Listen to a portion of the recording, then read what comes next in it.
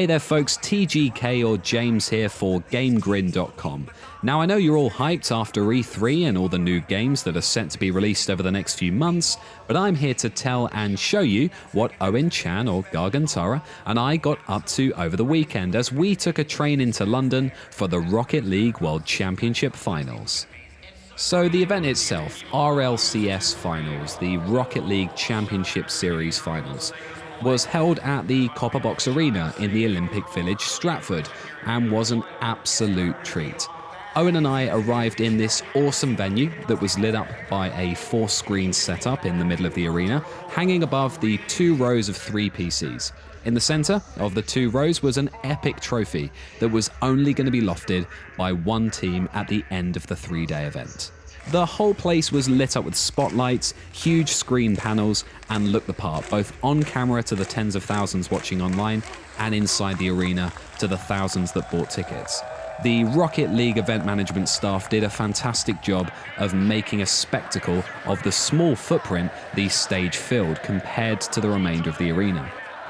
The Copper Box that played host to hockey and badminton at the London 2012 Olympics was extremely well organised from the minute you approached the arena to crowd and queue management inside.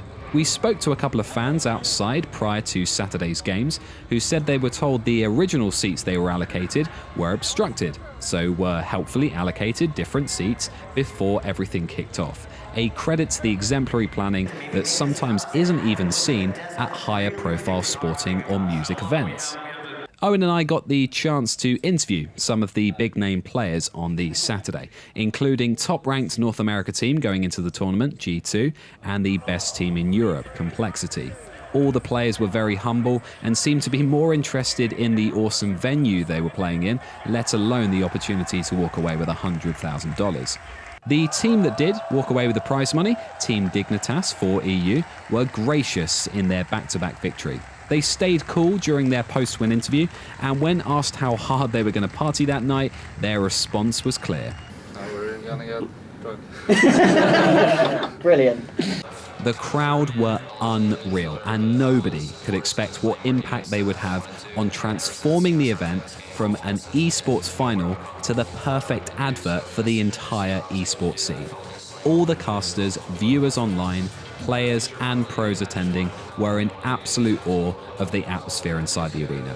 There was seldom a dull moment, and it was so noticeable when there was that the casters mid-game would call us out on it, responding with another raw or hilarious chant. We had the fortune of getting front row seats, but no matter your spot, you had a perfect view of the action.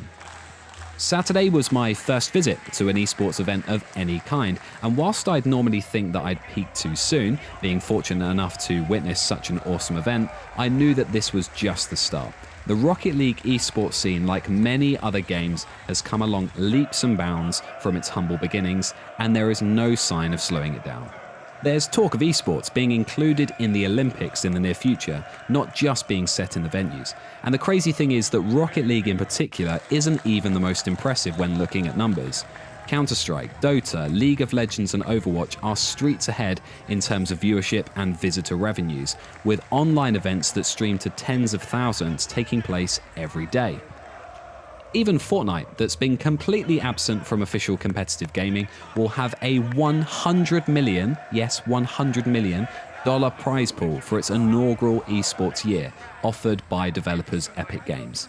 Yet going back to Olympic eligibility, IOC President Thomas Bach stated that no games that include the promotion of violence or any kind of demonstration would be included in the Olympics, so it's likely some of these games mentioned wouldn't even be considered. What I think Rocket League boasts over its esports competition is being immediately engaging and understandable to the casual viewer. Games like League of Legends require you to have a general understanding of the genre before making heads or tails of what's considered a top strat or clutch play. Rocket League has one goal, well, 2, but score the most goals and win, no matter how. Sure, players of the game will appreciate these slight nuances that split the field from pro to casual players, but everyone gets. Spectator this weekend, I felt wrapped in positivity from the entire crowd. There wasn't a home or away vibe, any angst between fans or players. Everyone was just there to have fun. That camaraderie is what elevates Rocket League and other esports above traditional sports in some ways. You don't have the fights, the split of fans, or the negativity. Fans support the game, not just the individual teams. I genuinely believe I will struggle to match a live sporting experience like I have at RLCS 5's finals. Sure, you could say that Owen and I may have had a somewhat disjointed view of this, but if every Rocket League LAN event was as half as good as what we witnessed, then it's no wonder the viewer numbers are climbing, the big name brands like Snickers and Old Spice are taking notice, and the prize pools are getting larger. There's no sign of stopping the Rocket League or esports phenomenon. Sure, we had some luxuries that others didn't, but I can assure you that every single person that paid £35 for an entire weekend's entry, that's at least 6 hours of Rocket League action for 3 days, was screaming, laughing, and lapping up the excitement of the event just as much as us. Heck, a Premier League football game in this country could cost you double that, and it could end 0-0 after an hour and a half. If you aren't a die-hard fan of esports right now, just like I was last week, you'll get swept up in it soon enough. The scene's buzz and electricity is authentic, and the roaring crowds and crazy streaming numbers are just a part of it, and this is just the start. As a bit of a bonus, take a look at this video I shot when we were watching the final game of the entire season. It was NRG versus Dignitas. The final game of the season, the winner of this won $100,000. Tell me that crowd is not incredible. Just listen.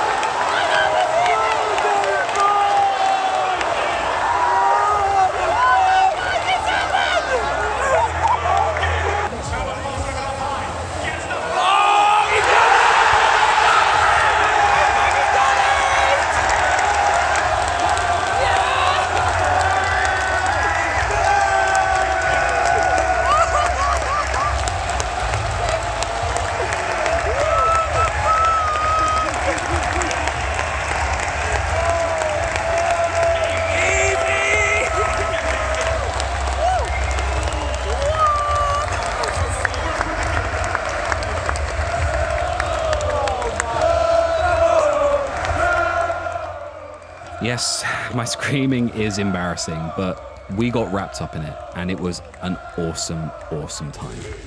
Don't forget to follow GameGrin on social media to never miss a beat. Show us your thumbs, either up or down, to tell us what you think by liking or disliking the video, and be sure to subscribe for a bunch more video game content in the future.